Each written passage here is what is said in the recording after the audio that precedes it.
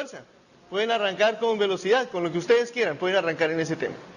Entonces, ¿cómo lo van a...? Pero entonces ustedes tienen que distinguir si saben es porque ustedes les enseñaron o saben porque ya venían sabidos. Entonces, ¿qué hay que hacer? Hay que hacer una medida antes y una medida después. Y eso es parte de la secuencia. O sea, en la secuencia hagan ustedes un diagnóstico. O sea, un diagnóstico no es unas preguntas cualitativas, no. Es una prueba para saber si saben como si fuera la prueba final. ¿Por qué? Porque es la misma prueba final. O sea, eso va a ser cuando lo vayamos a aplicar. Ahora vamos a diseñar. Exacto, pero entonces como ahora lo van a diseñar, el diseño incluye también a diseñar esas preguntas. O sea, tienen que hacer por ahí unas 5, 6, 10 preguntas, ustedes verán. Con 5 puede ser más que suficiente. De selección múltiple. Puede ser de selección múltiple o puede ser de abiertas, siempre y cuando ustedes fijen criterios bastante claros de cómo van a poner la nota. El que llegue a hacer tal cosa hasta este desempeño, le pongo 3. Al que llegue a este desempeño, le pongo 4. Al que llegue a este desempeño, le pongo 5. Si ustedes definen eso claramente, entonces son muy objetivos a la hora de calificar. Entonces puede ser abierto. O puede ser, por ejemplo, si uno estuviera interesado en desarrollar una habilidad, entonces uno tiene que mirar, poner un taller para ver si tienen esa habilidad. Si la habilidad es experimental, por ejemplo, hacer un montaje de una cosa, entonces sería poner en grupos a ver si tienen la habilidad, ¿no? Entonces, fíjense que no siempre van a hacer preguntas ABCD. Claro, lo más cómodo es ABCD, en especial cuando uno tiene 40, 80 estudiantes. pero entonces hay que saberlas diseñar bien, ¿no? Y por eso me interesa, me puse ese taller, que todavía no he calificado, de las 3 preguntas, ¿no? Para ver cómo hacer preguntas. Por ejemplo, uno nunca debe poner todas las anteriores, ni debe poner ninguna de las anteriores, ni debe de hacer triples negaciones, ¿no? Diga, no es cierto que usted no, por ejemplo, para la declaración para ver si uno declara renta, no es cierto que usted no tiene ingresos superiores a 38 millones. Uno hay que contestar, ¿sí o no? O sea, ¿no? Hay que ver lo mal hechos que hay ciertos formatos. Entonces, ese tipo de cosas son las que no hay que hacer. Bueno, entonces, ¿cómo diseñar una secuencia es el tema? Pues eso tiene como varios pasos. El primer paso es identificar cuáles son las ideas que ustedes consideran claves. O sea, cuáles son los elementos claves del asunto, con los cuales las ideas claves que con eso se puede construir todo lo demás. Y esas ideas claves suelen ser de 3 tipos. Ideas fundamentales. Por ejemplo, que fuerza son los empujones o jalones que cambian el movimiento. Esa es una idea fundamental. Habilidades o también pueden ser habilidades, o sea, estos conceptos son cosas que yo tengo que, digamos, saber y entender qué significan. Otra cosa que estar necesitando son habilidades especiales. Por ejemplo, ser capaz de escribir las ecuaciones, hacer un diagrama de cuerpo libre. Esa es una habilidad. Después de ahí sacar las ecuaciones. Y después, por ejemplo, despejar de las ecuaciones es una habilidad. Nosotros decimos que es carpintería, ¿no? Pero la verdad es que muy poca gente sabe carpintería. O sea, hay gente que llega hasta poner bien las fuerzas y de ahí ya se varó. Hay otros que ponen las fuerzas, sacan las ecuaciones y ya no pueden despejar. Entonces, si queremos que tengan esa habilidad, también hay que reforzar esa habilidad. Y la única forma de reforzar una habilidad es hacer talleres. O sea, uno no aprende a nadar por correspondencia, toca hacerlo. Y la tercera cosa son actitudes o visiones del mundo. Y esto sí que es importante. Lo que yo le voy a enseñar cambia la visión del mundo del muchacho. Ya, ¿cómo lo puede cambiar? Esas cosas son importantes porque eso le da significado a lo que yo estoy enseñando. O sea, uno de los elementos que pueden jugar en el aprendizaje significativo no es simplemente que me sirva en la vida cotidiana, porque eso no es tan cierto. A mí, ¿para qué me sirve en la vida cotidiana saber que Júpiter es un planeta y que todos los puntos que yo veo en el cielo son estrellas? Pero lo que sí me hace es que me cambia la actitud hacia el mundo. Saber que cada punto de eso es una estrella, que alrededor de esa estrella hay planetas y que son 100.000 millones de estrellas solo en la galaxia, en la Vía Láctea, y hay 100.000 millones de galaxias, mierda, hay mucha gente, ¿no? O sea, entonces, yo soy chiquitico y soy parte de todo eso. Entonces, eso cambia mi visión del mundo. Entonces, esas cosas son las que también hay que identificar. Entonces son 3 aspectos: conceptos e ideas fundamentales, habilidades y destrezas que quiero que el estudiante tenga, y cómo quiero que cambie su visión del mundo. Pueden ser actitudes, por ejemplo, ecológicas o cosas así. O sea, también son actitudes ante la vida. Sociales, éticas, y también como de cuál es su lugar en el universo. Bien, entonces, cuando uno las identifica, entonces después se pregunta, ¿a quién voy a...? Entonces yo ya identifiqué qué quiero enseñar. Esa primera parte es qué quiero enseñar. La segunda es, ¿hacia quién va dirigido? Entonces, no es lo mismo enseñar a niños de sexto que a niños de 11. Ni en la universidad, ni en el posgrado. O sea, ¿a quién, o a niños de tercero? O sea, ¿a quién estoy dirigido? Priorizar de todas las cosas que yo quiero enseñar, ¿cuáles son más importantes? O sea, si lo único que pudiera aprender este hombre fueran 3 cositas, ¿cuáles son esas 3 cositas que yo quiero que aprenda? O sea, ¿qué es lo mínimo para pasarlo? ¿Sí? ¿Qué es lo que yo considero que el hombre como mínimo debe saber para poder hacerlo? Entonces, por eso priorizar es importante, porque ustedes nunca van a tener tanto tiempo como necesitan.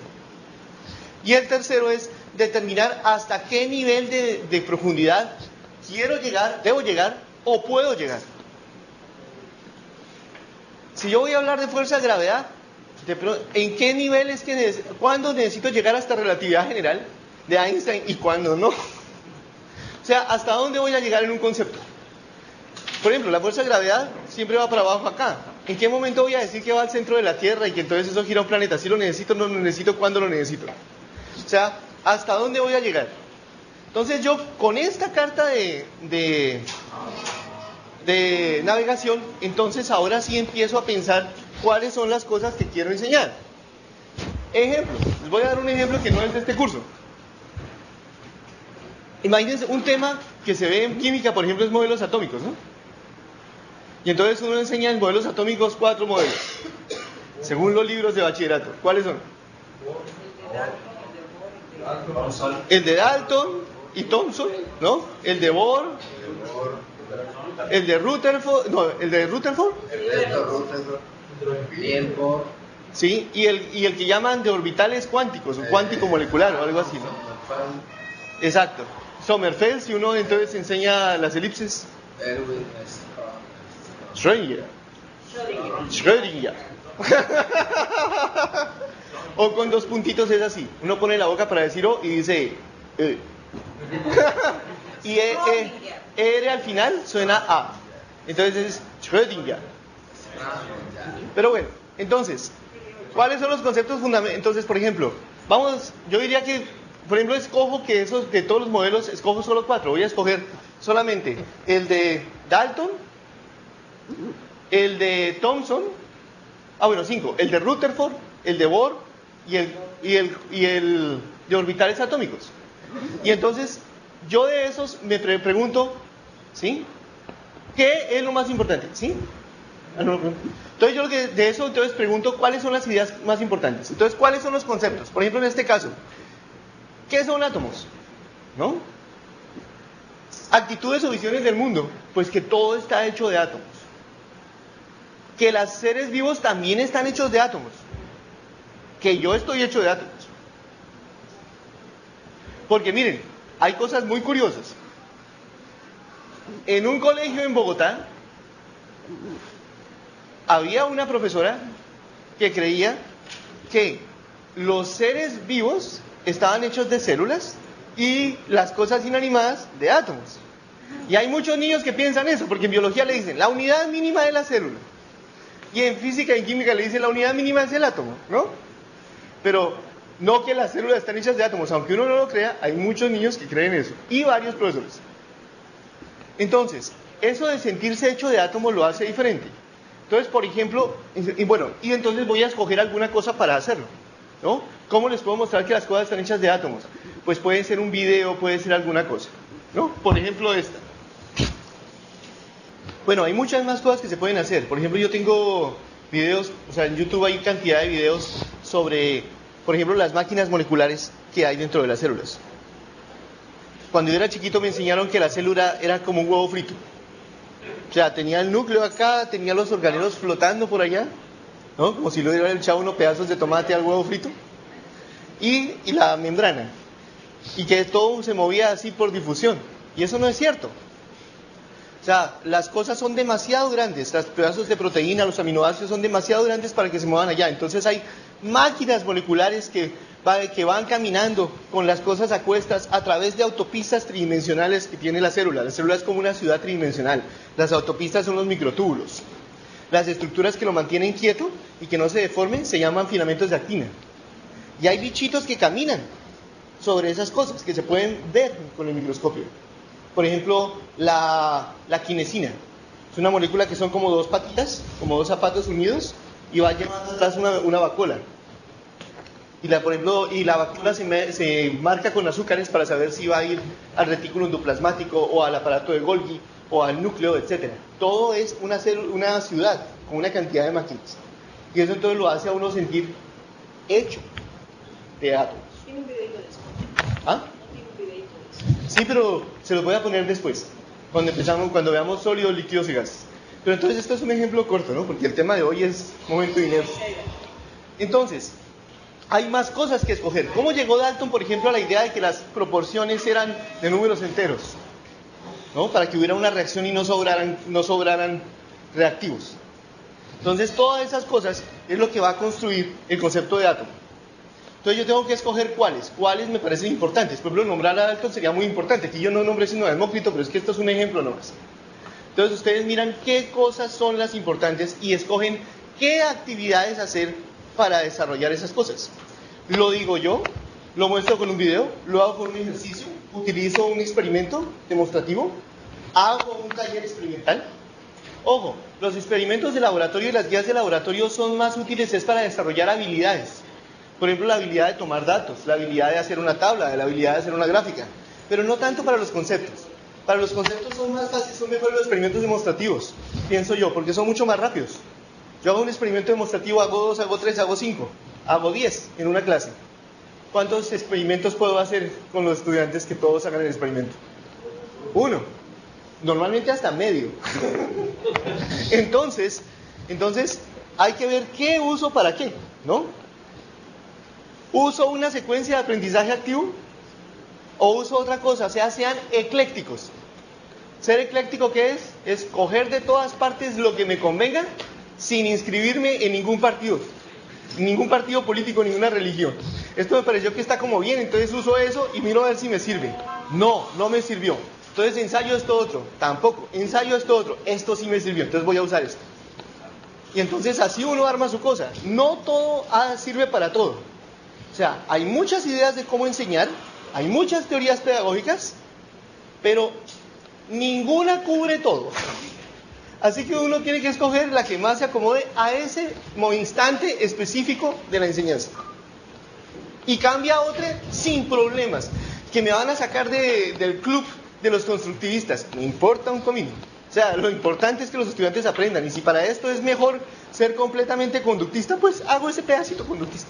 O sea, ustedes escojan cómo lo hacen, ¿no? Y van ensayando. Cada estudiante es diferente, cada grupo es diferente, cada colegio es diferente. Entonces, pues toca hacerlo diferente. Bien. Por ejemplo, de Thomson, del átomo de Thomson, que son las cargas, electrones y todo eso, ¿qué es lo que me parece fundamental? El concepto de carga eléctrica. ¿Y cuál? Que hay cosas positivas y negativas. ¿Y cuál, por ejemplo? Que hay atracción y repulsión. No más. Y que entre más lejos, menos duro es la fuerza. Con eso, después voy a poder armar el enlace. Entonces yo, por ejemplo, voy construyendo cosas y digo, para hacer el enlace químico, tengo que tener ese concepto de que los electrones son como un pegante entre los dos átomos, y como están en la mitad, más cerca de los núcleos que los núcleos entre sí, la fuerza de atracción es más grande que la fuerza de repulsión, y por eso puedo unir los átomos usando electrones como pegante. Entonces me doy cuenta de eso y digo, pero entonces ¿dónde construyo ese concepto antes? Tengo que construirlo acá. Entonces lo construyo en carga eléctrica. Yo escojo dónde, miro a ver dónde lo hago. Pudo haber escogido otro sitio, ¿no? Eso depende, o sea, cada uno lo hace con una forma diferente. ¿Cuál es la habilidad o destreza? Por ejemplo, predecir si dos cargas se van a unir, si se van a separar, o cómo se van a desviar. ¿Y cuáles actitudes o visiones del mundo? Por ejemplo, que todas las fuerzas de contacto son electrostáticas. Entonces, por ejemplo, eso cambia la idea de cómo son las fuerzas de contacto. Del átomo de Rutherford, por ejemplo. ¿Cuál es el átomo de Rutherford? Protones, neutrones y electrones, ¿no? ¿Qué es lo importante ahí? Bueno, que los elementos están dados por el número de protones que hay y electrones que hay. Por ejemplo, en química en ese momento hay que aprender el número atómico y peso atómico y esas cosas. Entonces esas son las habilidades o destrezas que yo debería tener. Saber distinguir que si tiene tantos protones, tantos neutrones, entonces cuál es el número atómico y cuál es el peso atómico, la masa atómica. Pero entonces, ¿cuál es la visión del mundo que puedo cambiar? ¿Cómo se hicieron los átomos? El hierro es el último elemento que ya no libera energía. Cuando ustedes unen hidrógeno con hidrógeno para formar helio, se libera energía. Helio con helio para formar, por ejemplo, litio, para formar berilio, o lo que sea, o carbono después, se libera energía. Pero cuando ustedes van uniendo y llegan al hierro, ya no se libera más energía. Para que ustedes puedan, ahí la energía, por ejemplo, uranio, se libera energía rompiéndolo, no uniéndolo. O sea, los que están más allá del hierro, si se rompen, liberan energía. Los que están más acá, si se unen, liberan energía. El hierro es como el mínimo de energía. Entonces, cuando a una estrella ya no le queda sino hierro, y no puede quemar nada más, entonces ya no hay fuerza, ya no hay calor, nada que genere calor, entonces la estrella se colapsa por gravedad. Y cuando se colapsa por gravedad, alcanza una temperatura muy alta y estalla. En el estallido se pueden unir los átomos de hierro y de otras cosas para formar los que faltan. O sea, el uranio, todo lo que hay más allá del hierro, las tierras raras y todo eso, son de explosiones de supernovas. Como el video comprendí que estos elementos están formados a través de una estrella. Todos. Menos hidrógeno y helio. Y litio. La pregunta es, entonces, ¿de dónde sale la estrella si no hay nada? Las estrellas, no, al principio hay hidrógeno y helio. O sea, digamos, la teoría del Big Bang, cuando explota, ¿sí? Digamos que lo primero que se produce es, se producen, bueno, ya después de un buen tiempo, ya hay protones, ¿no? Al principio hay quarks, los cuales se unen y forman protones y neutrones. Y después entonces, y los electrones están por fuera, eso es un plasma, y como es una cosa cargada, la luz no puede cruzarlo. Cuando ya se enfría un poquito y se forman los primeros átomos, o sea que los electrones se unen a los núcleos y forman átomos, los átomos son neutros y entonces la luz puede seguir derecho. Eso pasó 300.000 millones de años después de, 300.000 años después del Big Bang. Y esa es la primera foto que podemos ver usando luz, que es la radiación cósmica de fondo. Y después, entonces, y ahí hay digamos, lo bonito del Big Bang no es solamente que es un cuento, sino que hay varias predicciones. Primera predicción, que si uno apunta a cualquier lado del universo, debe ver una radiación que corresponde al color que emite un cuerpo negro a una temperatura de 3 grados Kelvin. Y lo que se mide es 2.73 grados Kelvin por todos lados. Entonces, primera predicción buena. O sea, eso fue predicho en 1950 y fue medido en 1967. Segunda predicción. El que hizo estas predicciones fue Gamow. La segunda predicción fue que la proporción de hidrógeno y helio, como resultado de esa explosión, debía ser 3:1. 3 de hidrógeno por 1 de helio. Y esa es la proporción que se mide en las estrellas. Y de ese hidrógeno y helio, y un poquito de litio, entonces sale el resto. La mayoría del litio es muy, muy importante porque el litio es lo que necesitamos para no ser obsesivo-compulsivos, ¿no? Uno necesita en el cerebro un poquito de litio para funcionar. No solo las pilas de litio funcionan con litio, el cerebro también funciona con litio. Y cuando alguien es maníaco-depresivo, no obsesivo-compulsivo, tiene que, bipolar lo que llaman, ¿no? Entonces le recetan que tome litio. Una parte de ese litio, una buena parte, fue del Big Bang, no de reacciones nucleares. Sí, porque no hay tantas reacciones nucleares que vayan para litio. Entonces, y todo lo demás son de reacciones nucleares en las estrellas. Entonces, miren, es interesante porque un átomo de carbono que esté en mi mano derecha puede haber sido formado por una estrella diferente a la que formó el átomo de carbono que puede estar en mi mano izquierda. O sea, para que tengamos la Tierra, se necesitaron como 2 generaciones antes de estrellas que hubieran explotado. O sea, el Sol es como una estrella de tercera generación. O sea, hubo estrellas grandototas que explotaron, después se formaron estrellas más chiquitas que explotaron, y después se formó el Sol. A partir de ese polvo que se volvió a concentrar. ¿Sí? Profe, no sé si ya tengo que preguntar, pero tengo la duda. En una película veo que se crea un nuevo elemento químico. Eso teóricamente a alguien se le ha ocurrido que se pueda crear, aparte de los que ya están en la... Sí, porque lo que pasa es que yo podría seguir uniendo protones al núcleo. Tengo que hacerlo con mucha velocidad. El problema es que, mucha temperatura en el choque para que se puedan unir. O sea, que vengan en mucha velocidad, por ejemplo, y se puedan unir. El problema es que los núcleos que se hacen así resultan ser inestables. La teoría del nuclear, o sea, los físicos nucleares, calculan cuántos neutrones se necesita para estabilizar el núcleo, para que los protones no se separen. Los protones son todos de carga positiva, los neutrones lo que hacen es pegarlos. Y entonces se necesita un conjunto, o sea, se puede calcular cuánto se necesita para que sea estable, y se ve que hay que ir muy alto para volver a encontrar una región donde haya, otra vez núcleos estables.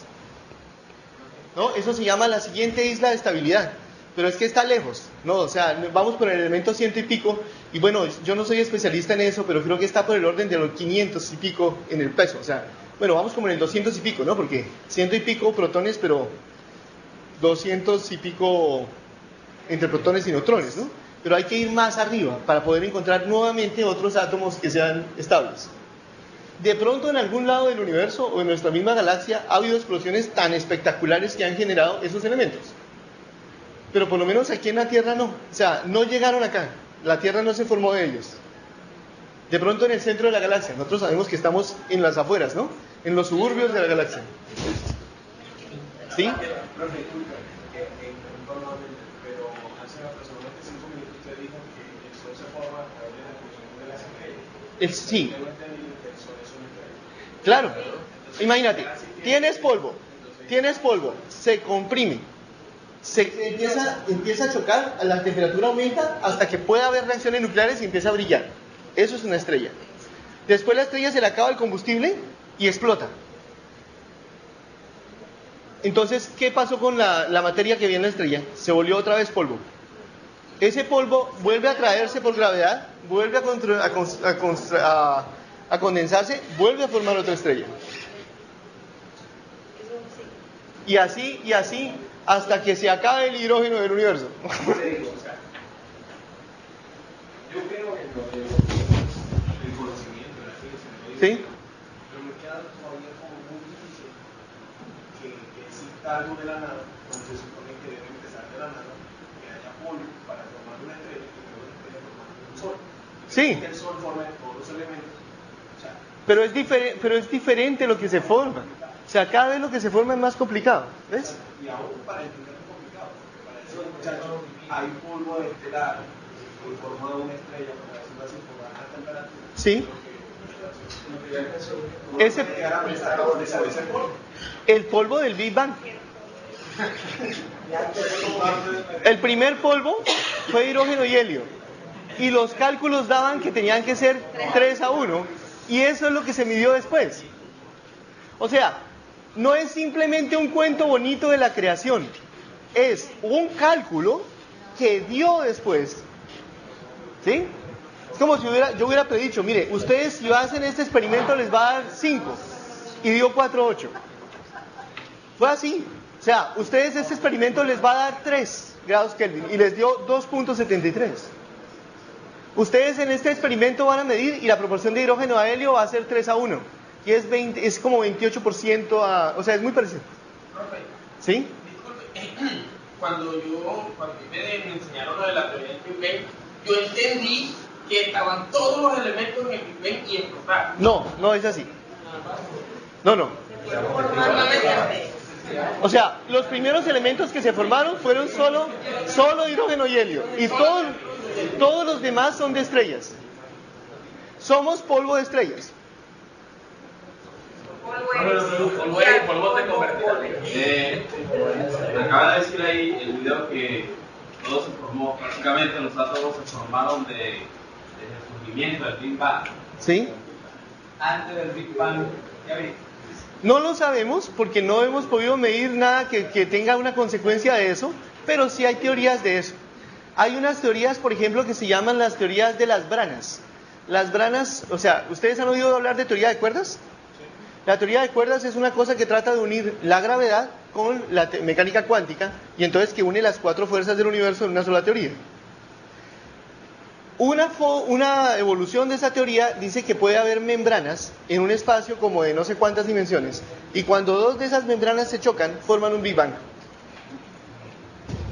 Entonces que uno tiene es una cantidad de cosas vibrando y que en cada punto de choque se forma un universo.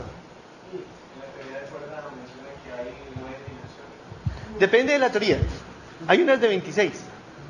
Sí, o sea, depende cómo cuente las dimensiones, ¿no? Y las dimensiones, por ejemplo, es que una línea de, digamos, una partícula realmente no sería como un electrón, no sería como un punto, sino como un cilindrito, porque hay una dimensión más. Cosas de ese estilo. Pero digamos, bueno, realmente no es eso. Las partículas son los modos de vibración de la cuerda. O sea, si la cuerda está pegada aquí de aquí y vibra en esta forma es una partícula, y si vibra de esta forma es otra, ¿no? Y hay un poco, ¿no?, de cosas así más interesantes. Por ejemplo, la teoría holográfica, que el espacio de 4 dimensiones se puede proyectar en uno de 3 y funciona igualito. Entonces, al fin, ¿qué somos? ¿No? Entonces, o sea, ¿pero qué es lo importante? Lo importante es qué se puede predecir con eso. Entonces, todavía no tenemos experimentos como para predecir algunas cosas de esas, ¿no? Pero es interesante pensarlas. Ahora, eso no riñe con mis creencias, porque es que esto es ciencia, no es fe. Ciencia es lo que puedo medir. Si yo pienso que detrás de todo eso está la mano de Dios, pues bien. Si yo no necesito pensar en eso, pues para el lado de la ciencia y las proyecciones que haga, pues también, porque no estamos hablando de fe. Cada uno puede tener sus propias creencias, y por eso un musulmán, un cristiano y un agnóstico pueden ser científicos y discutir y llegar a acuerdos en lo que miden, porque la ciencia es de lo que se mide, ¿no? Y cada uno con su creencia. Yo no tengo ningún problema en sentir y creer que Dios está detrás de toda esa construcción. Y tampoco tengo problema con que alguien no lo piense así. ¿Ok? Acaba de decir algo que muchos científicos de pronto están de acuerdo en que la creencia es independientemente del estudio de la ciencia. Claro. Yo pienso particularmente que van unidos. O sea, el hombre es el que se encarga como de separarlo. Pienso yo. Es como cuando un mago hace un truco, pero no revela cómo lo hizo. Sí, pero digamos, la ausencia de explicación no es la explicación de la ausencia. No eso de que yo no puedo decir entonces cómo se hizo la vida, entonces debió ser Dios. No, eso no es una explicación científica. Una explicación científica es P implica Q y yo predigo que esto se va a medir así y lo mido. O sea, la ciencia es sobre lo que puedo medir, ¿ves? No sobre creencias. Entonces, pues no digamos, y ahora, si a mí me dicen, ¿cree usted en la existencia de los quarks? Sí, yo creo, entonces es una religión. Fundemos una religión, ¿no? Conseguimos, le pedimos el 10% y no tenemos que pagar impuestos, o sea, no es mala idea. Bien, entonces son dos cosas diferentes. Bueno, entonces eso le cambia a uno la forma en que se ve. Si yo me siento que soy parte de átomos, me cambia la forma de ver. Entonces, por ejemplo, bueno, ya se me está acabando el tiempo porque la idea era 1 hora y 1 hora. Veamos, por ejemplo, del átomo de Bohr. ¿Qué es lo importante? Lo importante es que hay niveles y que el electrón solamente puede saltar de uno a otro, ¿no? Bueno, bien, eso es lo importante. Ahora, ¿eso para qué me sirve? Bueno, ¿qué habilidades o destrezas puede haber? Pues definir, por ejemplo, que si llega una luz de este color, si el átomo la va a absorber y va a saltar o no, o si la deja pasar derecho. Un estudiante debería poder calcular eso. Pero, ¿qué me cambia eso? Eso quiere decir que cada átomo tiene colores característicos. El color, el espectro. Cada átomo, cuando sube y baja en estos niveles, solamente absorbe cierta luz y emite cierta luz. Solo ciertos colores de luz. Cada color de luz es una energía. Entre más azul, más energético. Entre más rojo, menos energético. Y cada átomo solamente se chupa algunos. El sodio, por ejemplo, chupa una luz amarilla. Tiene 2 niveles de emisión muy fuertes y por eso la luz halógena de sodio es amarilla. Y cuando viene luz así, y el átomo de sodio se la chupa, y yo miro lo que pasa, ya no veo esa luz, veo una banda oscura. Pero cuando la chupa, y la chupa así, y la vuelve a emitir, la emite para todos lados. Si miro de lado, veo una banda clara. Y entonces tiene colores, los átomos tienen colores, y eso es muy fácil de hacer. Enciendan una llama, cualquier químico lo sabe hacer. Y tienen sal a la llama. ¿No? Esta noche, después de calentar la comida, la llama del gas, tírenle sal. ¿De qué color se ve? Verde. No, se ve amarillo. Porque el cloro no alcanza a ser tan fuerte como el sodio. Y si ustedes le tiran agua potable que tenga cloro, se ve verde. Y si le echan alcohol, se ve azul brillante. Si es alcohol bueno, si es etanol. Si es alcohol malo, si es metanol, se ve verdoso amarillo, como aguamarina. Y esa puede ser la diferencia entre la vida y la muerte. ¿No? Mi abuelita, por ejemplo, mi bisabuelito hacía chirrinche en Zetaquira, en Boyacá. Hacía chirrinche y mi abuelita me cuenta que pues en esa época ya era prohibido. Entonces se iban por allá a un claro y tumbaban leña. Y entonces empezaban a hacer la fogata y armaban el alambique. Y entonces empezaban a ver qué temperatura tenía, qué tal cosa, y miraban el alcohol que les salía y lo tiraban a la llama. ¡Fuf! Y si el alcohol si la llama se veía todavía verde o aguamarina, entonces era que todavía no estaba, había que ajustarle el calor. Sabrá Dios cómo era, ese sí no lo sé hacer. Seguro que los químicos sí.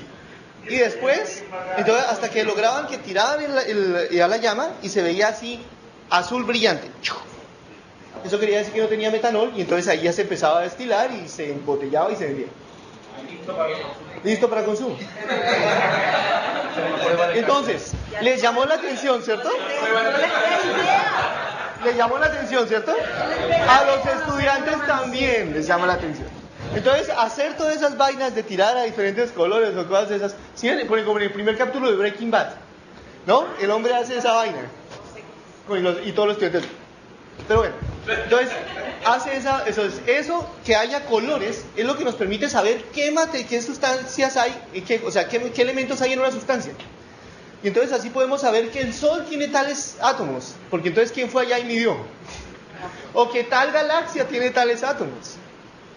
Y también, por ejemplo, con esas líneas podemos saber qué tan lejos se está moviendo la galaxia, porque por efecto Doppler, entonces esas líneas se corren.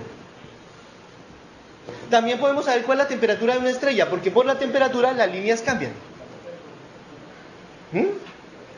Eso lo hizo por primera vez una astrofísica, ¿no? Apellido Payne, que fue de las personas más importantes en la astrofísica, fue una mujer de comienzos del siglo XX. Ella fue la que mostró en su tesis doctoral que todas las estrellas estaban hechas más que todo de helio y que los diferentes tipos de espectro de las estrellas era simplemente porque la temperatura de la estrella era diferente y corría las líneas de helio de tal manera. Los experimentos de Michelson y Morley donde demostraron que la no existencia de Goethe tenía que ver con esos experimentos que ellos estaban... No. Ellos ahí lo que estaban haciendo era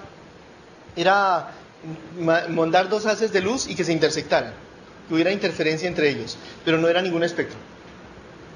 Bueno, ahora, y eso también sirve para saber las moléculas, ¿no? Las moléculas cuando se unen también vibran, cambian de diferentes niveles y la luz que emiten es infrarroja.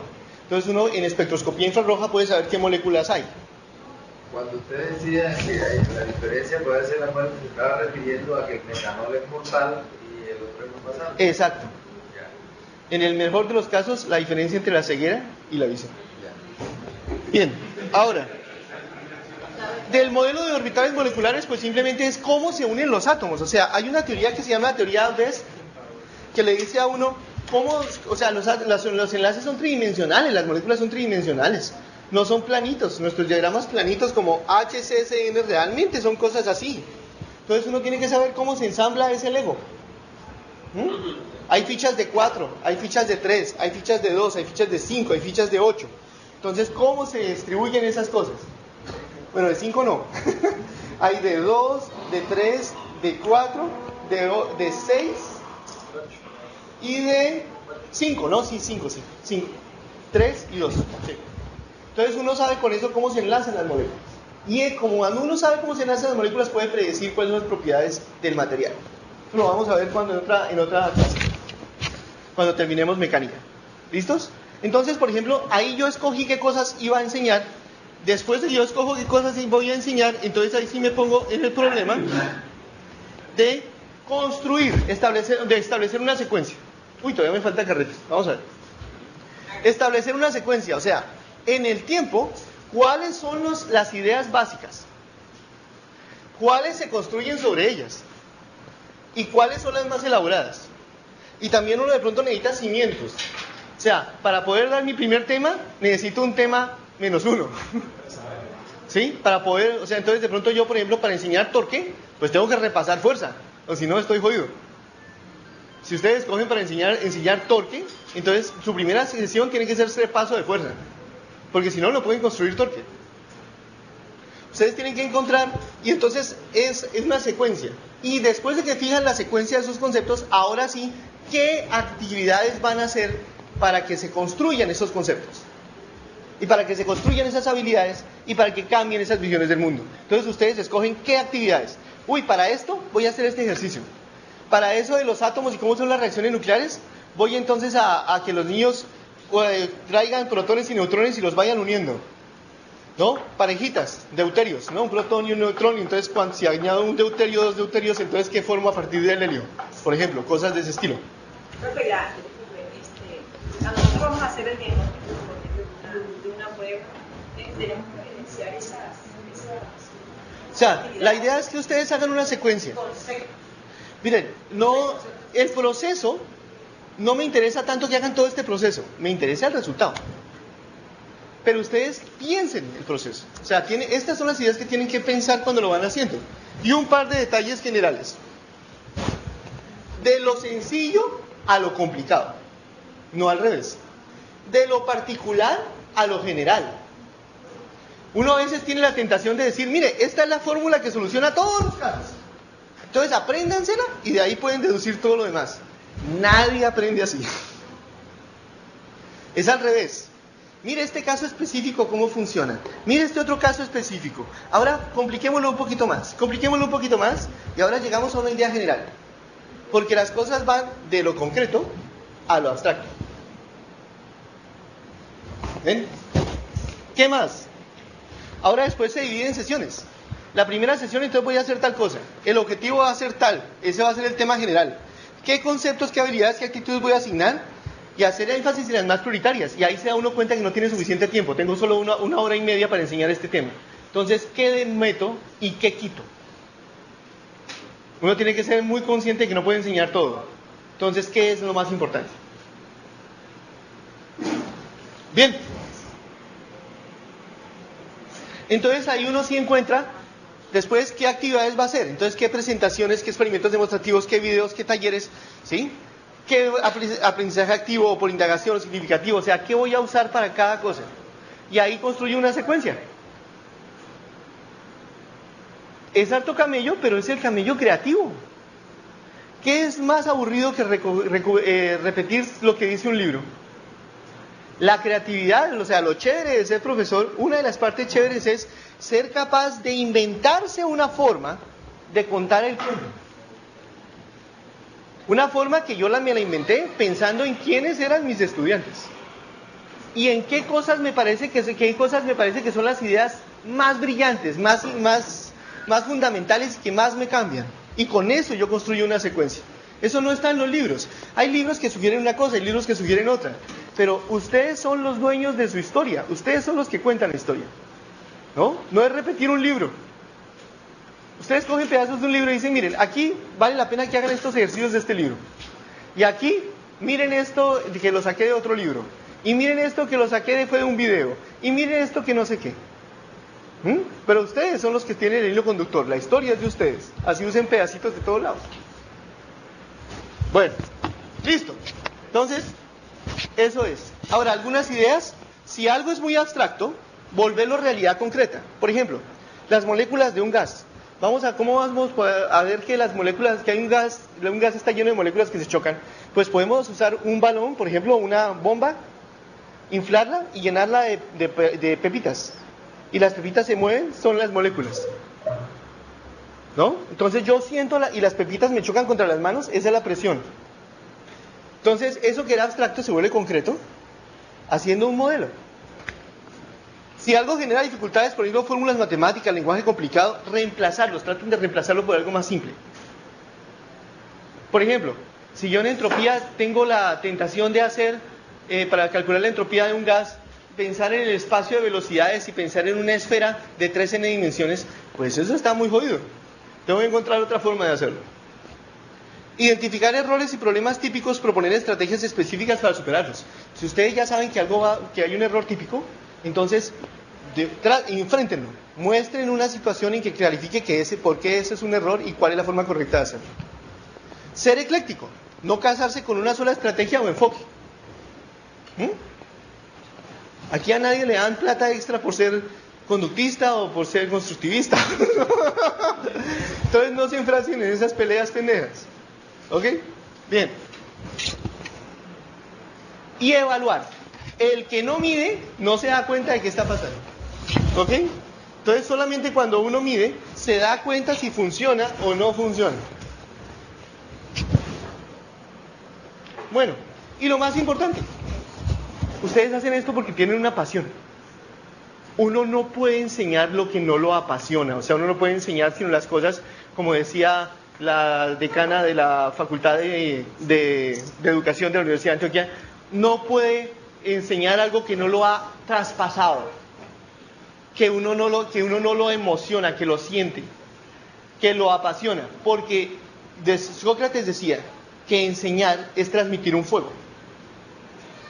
Yo ardo por un tema, me apasiona un tema, estoy enamorado de un tema y solo así puedo transmitir esa pasión. Entonces, cuando uno va a enseñar, uno tiene que pensar del tema, ¿qué fue lo que me apasionó? ¿Qué fue lo que me maravilló? ¿Qué fue lo que me pareció asombroso? Eso debo enseñar también. Cuando yo hice entonces uno está fantástico, miren eso. Entonces ahí sí los estudiantes dicen Bueno, ok. Bien. Entonces ahora sí, esta es la primera parte, entonces esto era para explicarles qué es lo que hay que hacer, ¿sí? Esa tarea que ustedes van a hacer es la tarea más importante del curso. Porque es diseñar una secuencia didáctica y aplicarla. Si ustedes no tienen un grupo de décimo, fácil. Hablen con su colega y pídanle prestado los chinos por 2 semanas. Siempre se en 11. Siempre se ha podido. En 5 años que vivía yo dictando este curso, 5 o 6 años, siempre se ha podido. Eso siempre uno puede hablar con el amigo. O con la rectora del amigo. Bueno. ¿Listo? Bueno. Antes de que cambie de tema, cuando usted habló ahí de rutas, ¿sí? me hubiera gustado que hubiera tocado así sea tangencialmente el experimento ese. Claro, es que tengo que tocarlo. Yo solamente di un ejemplo de un punto del tema. Claro, eso es mucho más complejo. O sea, pues miren, traten de tenerla como para dentro de unas 2 semanas o algo así, para que puedan aplicarla. Porque si se les van los pelados, se jodieron. ¿Ok? Nos jodimos todos. Entonces, yo solamente les mostré, esto no es como yo lo enseñaría, ¿no? O sea, por ejemplo, lo del átomo no es como yo lo enseñaría porque faltan más cosas. O sea, yo solamente les mostré un punto y solamente hice énfasis en el punto de cómo cambia mi visión del mundo. Porque eso es lo que normalmente queda por fuera cuando uno planea. Cuando uno planea una secuencia se le olvida que eso le cambia a uno la vida. Entonces, ¿en qué se lo cambia? Bien, ok. Entonces ahora sí pasemos al otro tema que es dinámica rotacional. Es un tema bastante sencillo. Entonces no hay, es cortico, entonces por eso esta clase la hice doble. ¿Listos? Bueno, entonces vamos a hablar sobre sobre dinámica rotacional, muchas de las cosas que van a ver fueron desarrolladas por Julio César Cerón en esta tesis, que se llama Diseño de una secuencia didáctica para la enseñanza, aprendizaje del concepto de torque a partir de máquinas simples. No fue en Neiva, me faltó cambiar eso. Bueno, entonces, ¿cuál es la idea principal? ¿Qué es torque? Pues torque es una cosa que tiene una idea de que torque es algo que uno hace para que una cosa gire, ¿cierto? Pero no. Las cosas giran solitas. Es que no hay que empujarlas para que sigan girando. Si una cosa está quieta, y uno tiene que empujarla de alguna manera para que empiece a girar. Pero si ya está girando, hay que dejarla quietica y ella sigue girando. La clase anterior no la... Igual, ahí después hacemos eso, ¿sí? Porque se me va a acabar el tiempo. Entonces, eso, yo voy a estar aquí también de 4 a 5, ¿ok? Bien, entonces, la cosa sigue girando si nadie le hace fuerza. Si nadie le hace torque, una cosa va a seguir girando. Es lo mismo que en la traslación. Para que una cosa se mueva, no hay necesidad de empujarla. Si está quieta, para que empiece a moverse, hay que empujarla. Pero si ya se está moviendo, no hay necesidad de empujarla. Lo mismo pasa con la rotación. Si algo está girando, si algo está quieto, para que empiece a girar, hay que hacerle torque. Pero si ya está girando, no hay que hacerle torque para que se siga moviendo. ¿Y dónde podemos ver eso? En el mismo sitio de la vez pasada. En el espacio. ¿Sí? Igualito. Todos los satélites se ponen a girar, a dar vueltas, porque eso les estabiliza la dirección de giro.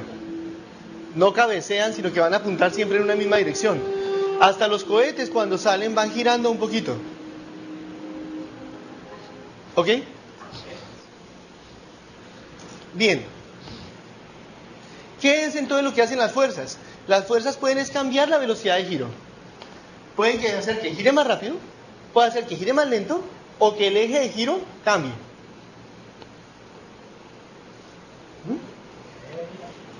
¿Qué es torque? Torque es qué tan efectiva es una fuerza para cambiar la velocidad de giro. Entonces, ¿cómo así? Traten de cerrar una puerta. ¿Ustedes cómo cierran una puerta? Pues siempre la empujan del borde, ¿no? Esta niña es inteligente y ya aprendió eso. Si ustedes le hacen una fuerza aquí, si le hacen la fuerza acá, es fácil hacerla girar. En cambio, si le hacen la fuerza cerquita del eje, es difícil, ¿no? Yo me puedo ir allá a esa puerta. A ver, voy.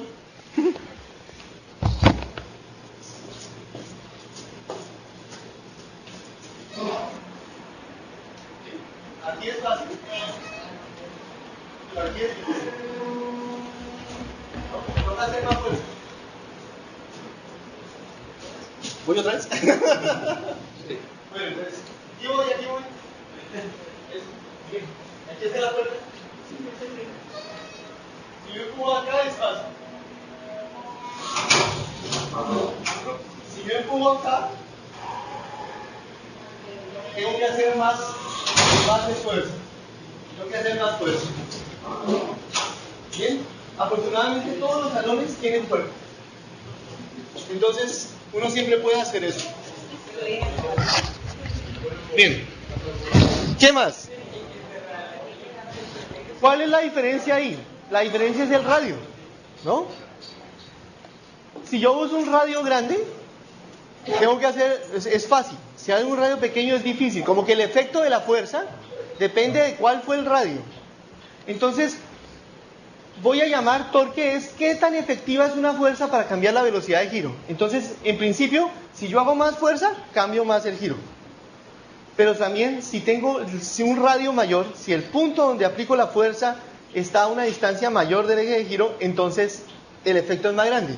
Entonces, empecemos pensando que torque es como el radio por la fuerza.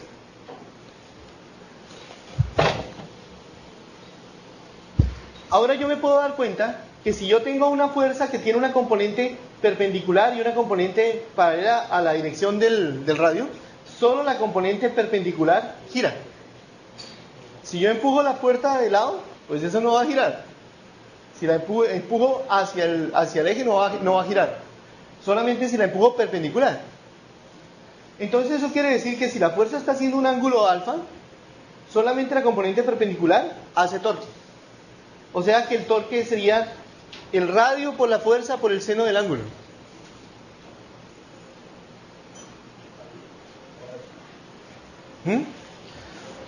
Hay una forma alternativa, entonces, por ejemplo, eso tiene aplicaciones todos los días, ¿no?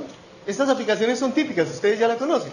Si yo quiero soltar una llanta, entonces, ¿cuál de estas dos me es más fácil? La más grande, ¿no? Porque la más grande, entonces puedo hacer, tiene más radio, entonces el efecto sobre el giro del perno va a ser mayor con esta que con esta. Y eso todo el mundo lo sabe, ¿no? Y además lo hemos visto. Los buses, exacto, los buses tienen que tener, además de eso, de la cosita, le ponen un palo larguísimo con 1 metro y pico, y ahí sí, como con 1,5 metros, apretan, ¿no? Y eso sí no lo suelta nadie, ¿no? Mentiras, lo suelta alguien que tenga un palo de 2 metros. Bien, entonces, eso lo podemos aplicar con los niños. O sea, hay cantidad de cosas que son así. Ustedes pueden utilizar muchísimas herramientas. Pueden utilizar, por ejemplo, destornilladores. Pueden utilizar llaves de tuercas, llaves inglesas corticas y largas, ¿no? Y a ver, apretar, por ejemplo, con el mismo número de vueltas, una tuerca sobre un pedazo de madera y pedirle al niño, bueno, a ver, hágalo acá, ahora hágalo con este, si se da cuenta que es más fácil. Eso intuitivo y eso es torque. Entonces el concepto de torque, fíjense que se puede construir de manera intuitiva bastante fácil. Y arrancar con ese concepto, o sea, tratemos siempre de arrancar con los conceptos intuitivos. Fíjense que torque se puede construir intuitivamente. Entonces, y aquí hay muchísimas vainas que tienen torque, ¿no? Pues los martillos también, ¿no? ¿Sí? Ahí también uno hace una palanca. Entre más largo sea el martillo, más fácil sacar la puntilla, ¿no? Ahí es lo mismo, es torque. Bien. Hay una forma alternativa de verlo, que simplemente es bueno contarla. Que yo le puedo asignar, yo tengo que el torque es R por esto por el seno del ángulo. Yo le puedo asignar el seno del ángulo a F, y eso quiere decir que es solamente la componente perpendicular. Pero también le puedo asignar el seno del ángulo a R. Entonces yo tengo R seno de teta, es esto, que es perpendicular acá. Eso se llama el brazo de acción, ¿no? El brazo que tiene esta fuerza. Entonces puede ser fuerza por brazo, en lugar de pensar que es radio por componente perpendicular, da lo mismo. Es asignarle el seno teta a R, para calcular B, o asignarle el seno de teta a S para calcular la fuerza perpendicular. Las dos cosas son equivalentes. Bien, entonces ahí entramos al mundo de las palancas, ¿no? Y palancas no es tener a alguien amigo de un político. Eso en alemán se llama, en alemán uno dice en español, deme una palanca y mover el mundo, ¿no? Como Arquímedes. Pero en alemán eso se llama diferente, eso se llama vitamina B, porque relaciones en alemán se llama Beziehungen, ¿no?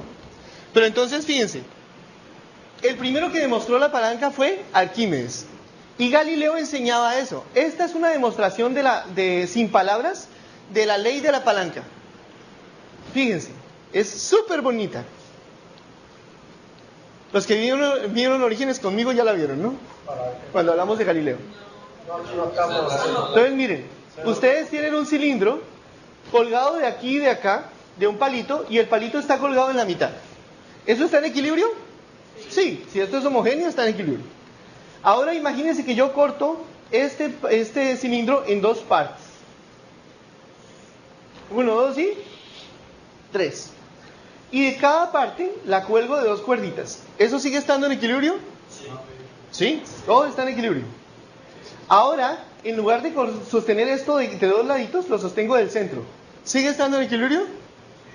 Ahora fíjense que esta distancia aquí es igual a esta distancia, y que esta distancia de aquí a aquí es igual a esta distancia. La cantidad de masa en este pedazo es proporcional a esta distancia. Es 2 veces esta distancia por la densidad, por el área. Y la cantidad de masa en este pedazo es proporcional a esta distancia. Así que yo puedo cambiar todo este cilindro por una masota, Y el peso de esta masa es proporcional a esta distancia. Y el peso de esa masa es a la distancia chiquita. Entonces fíjense que brazo por peso es igual a brazo por peso. ¡Turun! Ahí está la ley de la palanca. Por pura intuición.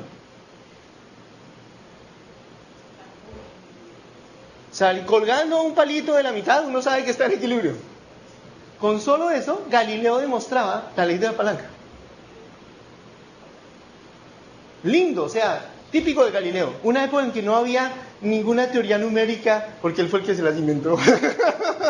Había muy poquitas cosas, ¿no? Solo lo de Oresme y tal cosa. Él encuentra una forma de explicar, sin nada de matemáticas, que esa es la ley de la palanca. Bien. Ok. Palancas. ¿Qué son palancas de primer género y de tercer género? ¿Qué es lo que estamos sumando en las palancas? Torques. Tenemos una cosa que gira. Y esa cosa que gira, si está quieta, y yo quiero que siga quieta, lo que quiero es que no gire. Si no gira, entonces la suma de los torques tiene que ser 0. Ahora imagínense que esto gira para allá. Yo quiero que suba. Entonces, para que suba, tengo que hacer una fuerza o sea, para que el pie arranque a subir, tengo que hacer una fuerza un poquito mayor a la que deja el torque igual a 0. Para que el torque sea un poquito positivo y esto acelere. Empiece a girar. Para que empiece a girar. Y después de que hago esa gotita de fuerza, ya puedo frenar y dejar solamente la misma fuerza que lo mantiene en equilibrio. ¿Por qué? Porque ahí ya sigue girando a velocidad angular constante. Si la suma de torques es 0, lo que pasa es que no cambia su velocidad de giro. Y si ya arrancó a girar, pues sigue girando. Entonces la mínima fuerza que tengo que hacer para que eso suba es la que equilibra los torques. Y ahí, si está quieto, le hago una gotita y empieza a moverse y ya la dejo a la fuerza que lo equilibra y eso sigue moviendo a velocidad constante. Y si le hago más fuerza, ¿qué pasa? Pues que acelera, así, gira cada vez más rápido. Como cuando uno le hace así al pelado en el sube y baja y el pobre chino sale a volar, ¿no? Entonces uno primero le hace una fuerza para que empiece a mover y después lo mantiene como a velocidad constante, ¿no? Pobre chino. Si es el hijo de uno, entonces uno es muy cuidadoso, ¿no? Y si no es el hijo de uno, cuídense. Bien, entonces, todo lo que es, entonces eso es el primer orden, segundo orden, tercer orden, es torque, ¿ven? Entonces, enseñen primero torque, porque si ustedes enseñan las palancas sin haber enseñado torque, están haciendo como magia. ¿De dónde salió eso? ¿Ven? En cambio, las palancas es una aplicación práctica del torque, el torque entonces queda reforzado como concepto. Después entonces ustedes pueden hacer todas las cosas que saben hacer de palancas, ¿no? Espero que ustedes sean unos especialistas en este tipo de palancas. En este. Entonces, por ejemplo, estas son cosas que hacía él, miren, él hizo este montaje con pedazos de madera y entonces él colocaba aquí cuánta fuerza tenía que hacer, después la puede medir con un dinamómetro o colocar pesitas, ¿no? Ah, bueno, pues ahí está, perfecto. Entonces todo eso es torque. Las pinzas, ¿no? Los alicates, la carretilla, los músculos son muy importantes. Fíjense, ¿cómo es que yo hago así? Para que yo haga esto, tengo que hacer que esto gire. Estaba quieto y ahora está girando. Entonces tengo que hacer que empiece a girar. Entonces tengo que hacerle un torque en esta dirección. Eso quiere decir que el músculo no está pegado a la punta, porque si estuviera pegado a la punta no podría hacer torque. Está un poquito más allá. Y conseguir esta distancia es buena cosa. Con eso los estudiantes pueden calcular que para levantar una masa de 1 kilo, una bolsa de leche, de 1 kilo, 1 litro de leche, entonces ¿cuánta fuerza realmente tiene que hacer el músculo? Tiene que hacer mucho más, porque si ven que el brazo del músculo es mucho más pequeño que el brazo del peso. Entonces estas distancias son muy importantes y el cuerpo completo son palancas por todos lados. Y un fisioterapeuta tiene que saber eso muy bien. Si no sabe eso, pues puede hacer daños. Y un profesor de educación física también, ¿no? Bueno. O sea, la física y la educación física unidas.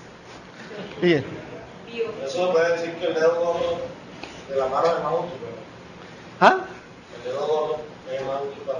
Sí, bueno, ¿cómo es el dedo gordo? Mire, el dedo gordo es aquí, hay un tensor acá, porque el músculo está por acá. Cuando el músculo se contrae, entonces jala un cablecito, una guaya. Jala una guaya y por eso se dobla el dedo. ¿Esas guayas cómo se llaman? Tendones. Y pasa por un huequito acá. Hay unas guayas que pasan por un huequito acá, por ejemplo, las que van a estos dedos, pasan por un túnel que se llama el túnel carpiano, ¿no? Y cuando se le inflama uno ahí, entonces se traba la guaya. Eso, y queda uno haciendo, uy, me he hecho así, pues. Bien, entonces, miren, con torques y palancas se puede hacer cantidad de experimentos. Miren este video. Móviles, ¿no? Hizo Julio César, poniendo de pesos bombombunes, origami, cositas que giran, ¿no? Bandas transportadoras.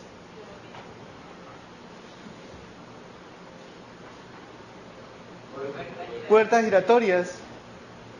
O sea, ¿no? Los niños en grupos tenían que armar cada uno una cosa que fuera una aplicación del torque, y eso hay 10.000, ¿no? También, por ejemplo, ustedes pueden mostrar, bueno, palancas, sube y bajas. ¿Cómo se usa, cómo se llama esto para hacer huecos así a mano? El barbiquí. ¿Sí? ¿Eso así en el brazo? ¿Sí? El destornillador.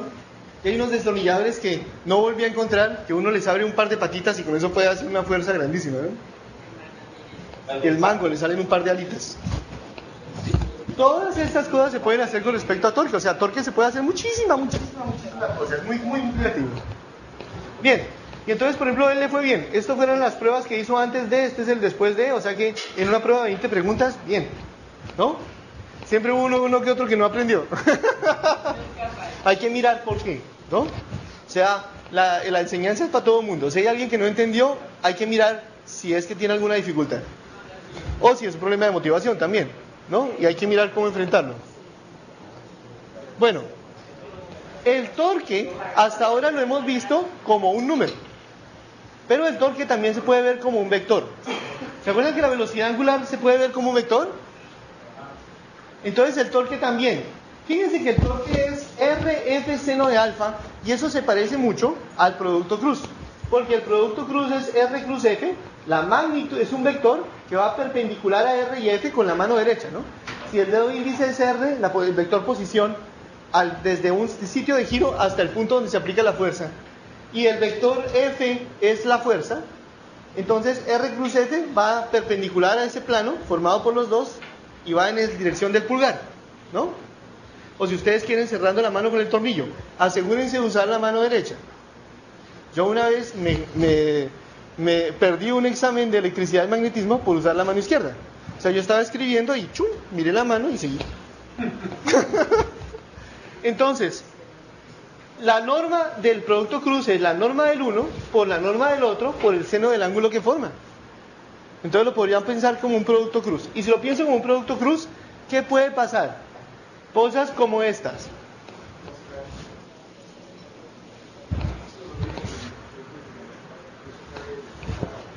Suppose I have here a string, a rope, like we have there. Supongo que tengo una cuerda. And I stick into that rope, I attach to the rope this wheel, just like so. Y cuelgo de ahí una rueda de bicicleta así. And let it go. Y lo dejo, lo suelto. Ustedes saben qué va a pasar, ¿no? Se va a caer así. Se voltea. Ok. Now I'm going to spin it before. Ahora le voy a dar vueltas antes de ponerlo. The wheel is here. Y eso lo voy a hacer así. So spin it up. Lo hace con un motor.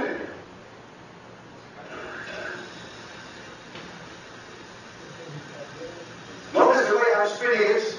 I'm holding it away from now. From now I'm going to change it and do it differently next.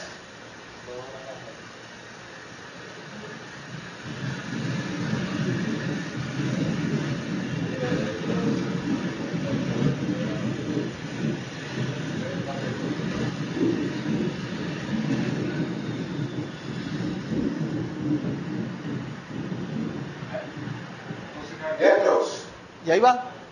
Not 10 seconds. Ahora fíjense que da vueltas, ¿no?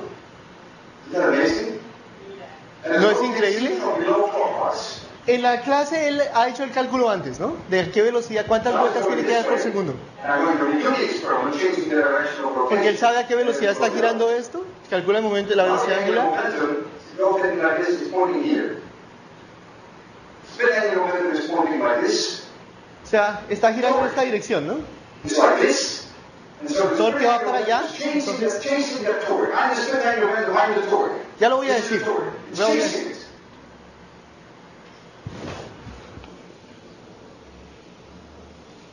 ¿Qué es lo que está diciendo Walter Levin ahí? Está diciendo, miren, esta es la velocidad angular así. La fuerza sobre este punto, ¿cuál es? Es el peso. Es el peso de la rueda. El peso de la rueda va para abajo. Entonces, mano derecha, ¿no? R cruz F, el torque va hacia allá.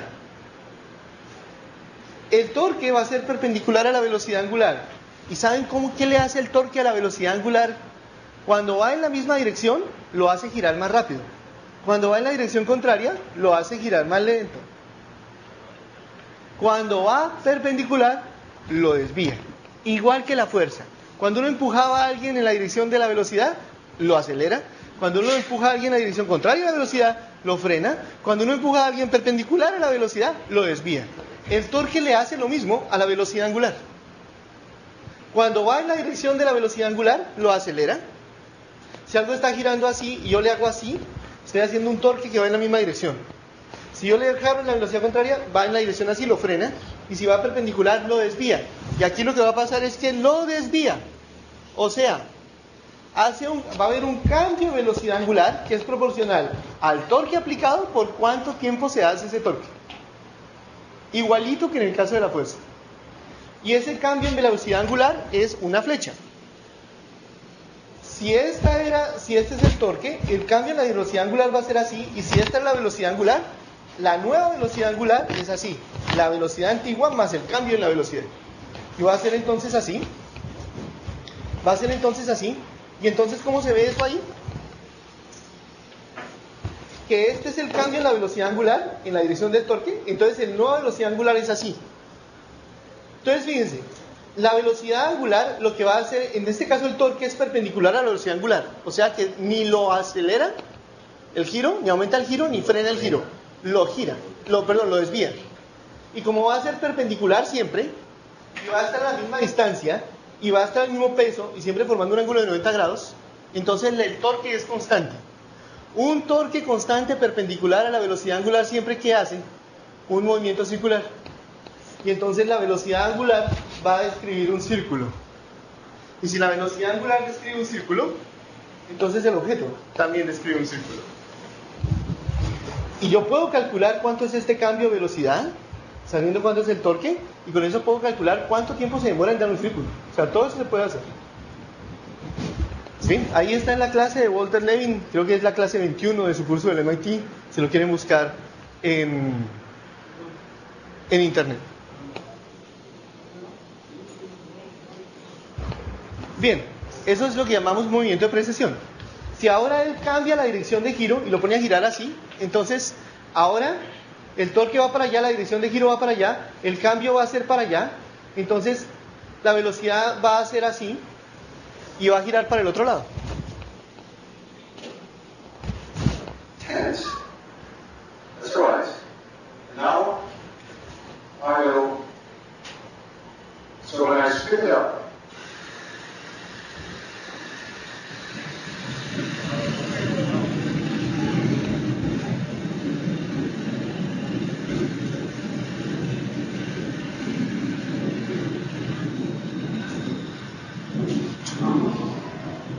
when I first go around, which was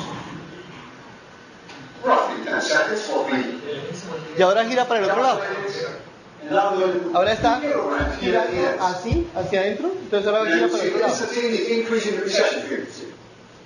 Ah, si le pone más peso, gira más porque tiene un torque extra. Entonces el torque cambia, ahora el torque aumentó, entonces cambia más la velocidad angular, gira más rápido. Increase in torque does not have the expense of n. But the reason why the n cancels is because the moment of inertia has eliminated. If I just had ¿Bien? Bueno, y eso en cuanto a torque. Entonces, como ustedes ven, el torque es un concepto que se puede construir intuitivamente con llaves de tuercas y todas esas cosas, que tiene un efecto muy parecido al de la fuerza, que en lugar de cambiar la velocidad de traslación, cambia la velocidad angular. Ahora, ¿qué tan difícil se deja? Nos falta un concepto para la segunda ley de Newton, ¿cierto? La masa. ¿Se acuerdan que una cosa yo le hago fuerza, pero qué tanto cambia el movimiento depende de su masa? Entre más masa tenga, más difícil cambiar el movimiento. Pues para la velocidad angular hay una cosa parecida. ¿Qué tan difícil es cambiarle el giro a algo? Y eso se llama momento de inercia. Entonces, por ejemplo, aquí tengo este bichito que está acá. ¿Sí se enfoca bien?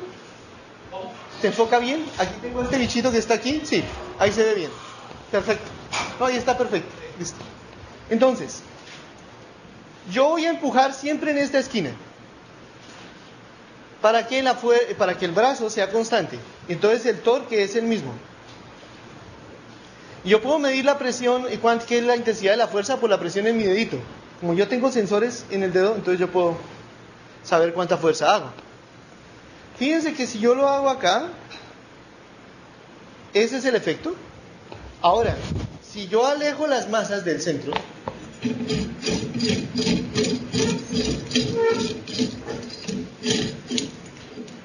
eso. Entonces ahora, si yo empujo acá, ¿sí? Se supone que tengo que hacer más fuerza. ¿Cómo lo puedo hacer de manera que es, digamos, objetiva? Pues colocando una fuerza constante. Esa fuerza constante, ese torque constante, lo voy a hacer, ese torque constante lo voy a hacer aquí hay un radio de giro, hay una cuerda enredada en un radio de giro fijo, hay una cuerda enredada en un ángulo de giro fijo, y lo voy a pasar por esta poleita y le voy a colgar una masa. Entonces ahí el torque está como bien definido. Fíjense cuánto se demora eso en acelerar.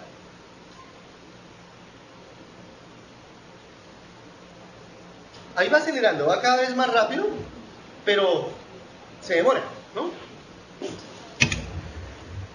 Ahora, ¿me ayudas por favor nuevamente? Vamos a ponerlo bien cerquita. Por ejemplo, aquí, en el segundo.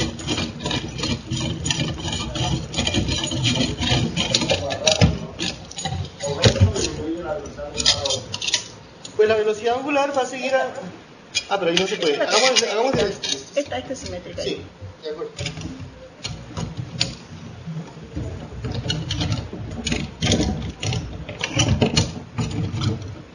¿Listo?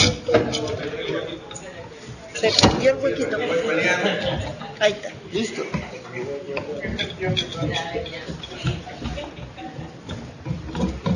Muy montadores ustedes. Bueno, listo. Entonces, lo enredamos. Bueno, si tienen en la misma dirección. Un segundo, ya.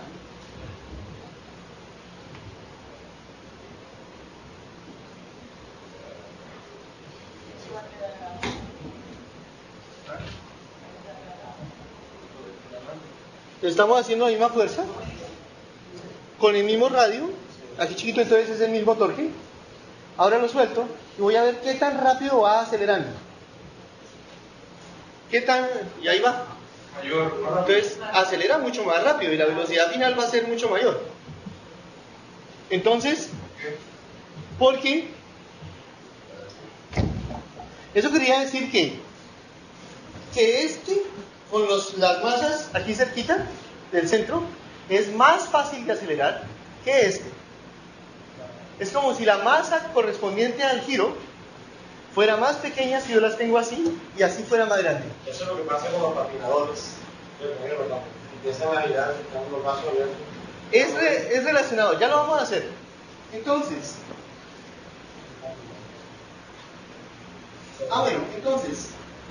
voy a definir una cantidad que es suma sobre todas las masitas de cada masa multiplicado por la distancia de giro, el radio de giro, al cuadrado. Entonces, esa cantidad la voy a llamar momento de inercia. ¿Por qué la defino como radio al cuadrado? Porque después me va a funcionar muy bien.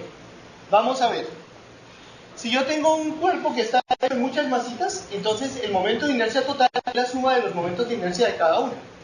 Entonces es suma sobre todas las masitas de la masa de cada una por el radio al cuadrado. Esto yo lo escribo aquí con sumatoria porque ustedes lo entienden. Ustedes verán si sus estudiantes, ustedes saben si sus estudiantes lo entienden o no. ¿No? Ahora, fíjense, ahora sí defino la última cantidad. El momento angular. El momento angular también es un vector. Es R cruz M por B. ¿Por qué lo hago así? Ya van a ver. Piensen en un cuerpo que gira un cuerpo sólido que gira alrededor de un punto, por ejemplo un disco, o alguna cosa así, o una rueda, o un aro, o una esfera, que rueda alrededor de un punto, o una viga, como esta. Y yo voy a sumar todos los pedacitos ahí. Y voy a calcular el momento angular. El momento angular de cada pedacito va a ser en magnitud, va a ser el radio por la masa, por la velocidad. ¿Por qué? Porque el radio y la velocidad forman un ángulo de 90 grados. Entonces es norma del uno por norma del otro por el seno del ángulo que forman, y seno de 90 es 1. Entonces es R por M por B.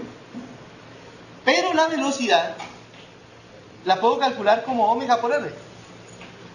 Entonces me queda R por M por omega por R. O sea, R por R, R cuadrado.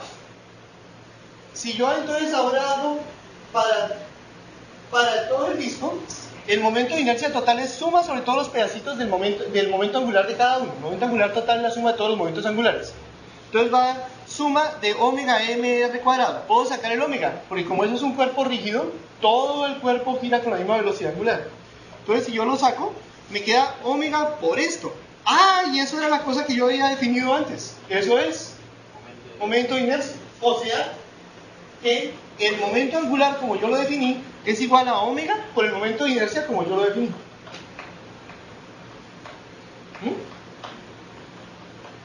Pero ahora hay otra cosa. ¿Por qué el momento de angular lo definí así? Porque él cambia de una forma muy bonita. Miren, si este es el momento angular y yo quiero saber cómo es el cambio, esto es el cambio de un producto. El momento angular puede cambiar o porque cambie el radio o porque cambie la velocidad. Y entonces, el cambio de eso es el cambio del primero por el segundo más el primero por el cambio del segundo. Es la derivada. Esto se lo estoy explicando a ustedes.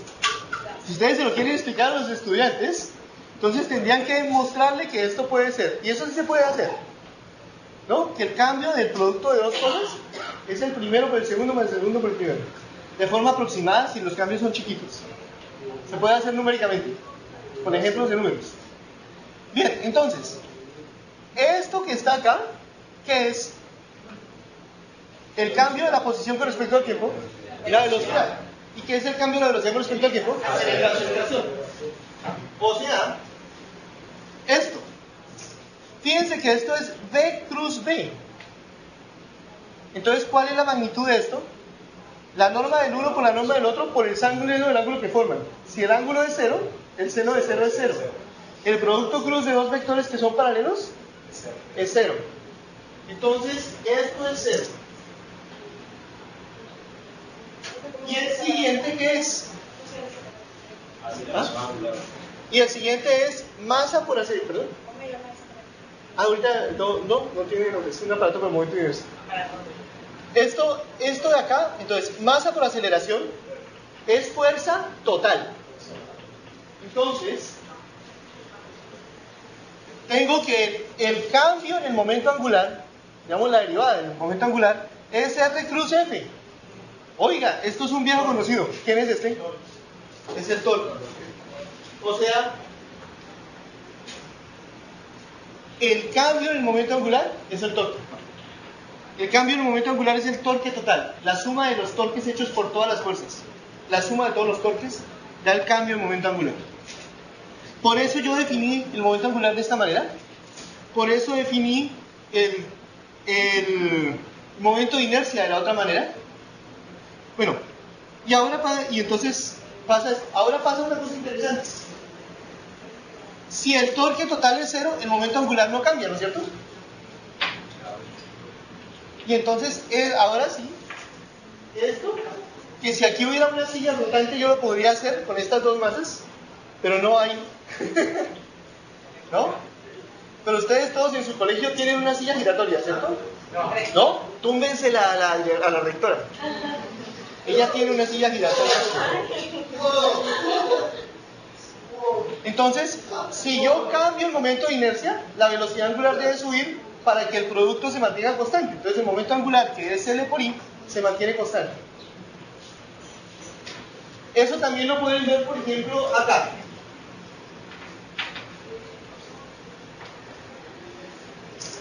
Ahí está muy estirado, el momento de inercia es grande, entonces casi no gira. Pero si se contrae, el momento de inercia disminuye, la velocidad angular crece, por eso gira más rápido.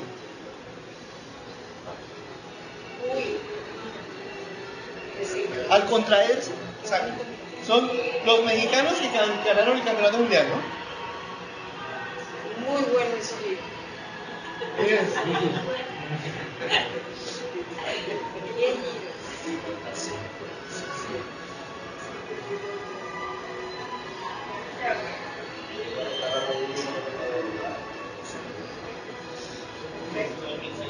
Y finalmente, la otra cosa que se puede hacer es Pretty much unbeatable. They've got 57 points. 15 años, ¿no? Tiene 15 años. Was a sensation in the short program. She said after her magnificent short program, Vale la pena verla, son 3 minutos. Awful lot of pressure here, but only the pressure that she'll put on herself. This is 15-year-old Yulia Lipnitskaya for Russia. 15 años. Yulia Lipnitskaya. ¿Sí? Campeona olímpica. Ya debe tener 16. Esto. Y con universidad hay mucho que no. Tenemos más de 1 año.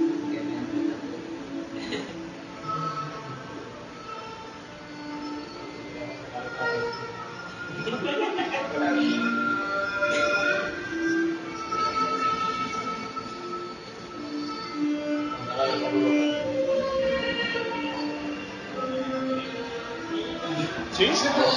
Disminuye el momento de inercia, aumenta la velocidad angular, el momento angular que parece constante. Claro, en el aire no hay toques. Entonces, si hace así, irá más rápido. Porque disminuye el momento de inercia, aumenta el momento de la velocidad angular. Pero el momento angular del producto de las dos, la velocidad constante. Straight into the transition as well. Just a ridiculous start for a 15-year-old.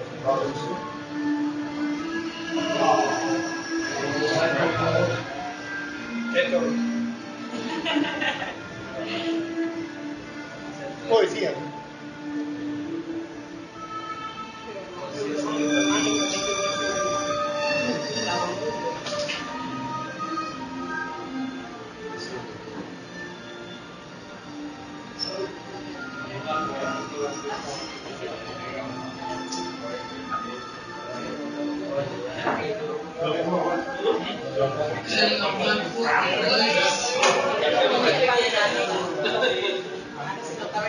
Todavía no se llama ronca. No se llama ronca porque no son. Claro. Porque como ellos no son potentes. El partido quiere sobrevivir porque el artístico si es olímpico y el otro no. Y sobre patines es más difícil. Sobre patines es más difícil. Más difícil. Y aquí hay gente buenísima, ¿no? Campeones mundiales. Qué pena molestarlo, ya son las 11 y el profe sabe que ya continuamos con tanto allá como acá. Listo, entonces, última cosa, este es el último slide. Entonces, en un cuerpo sólido que gira sobre un eje fijo, el momento de inercia, el momento angular, perdón, es igual a omega por el momento de inercia. Fíjense que aquí los puse como vectores. El omega, aquí si esto está girando, es perpendicular al plano de giro. Y el momento de inercia, el momento angular también va en esa dirección. Cuando el eje es fijo, es así. Entonces, Yo sé que el cambio en el momento angular es el torque. Entonces, el momento angular es W por I. Si yo reemplazo, queda I de W de T es el torque. O sea, I alfa, y W de T se llama alfa en la aceleración angular. Entonces, I por alfa es igual a torque. Es como masa por aceleración. Es como masa por aceleración igual a fuerza. O sea, fuerza igual a masa por aceleración queda torque igual a momento de inercia por aceleración angular. Ahí está. Claro. Entonces, por eso puedo deducir esas cosas. ¿Ven? Pero fíjense que la deducción la hicimos al final. Los conceptos los construimos cualitativos. Lo fuimos formando como una ecuacioncita muy lentamente. Primero torque, que es más intuitivo. Después momento de inercia, y el último es momento angular. Listo, muchas gracias.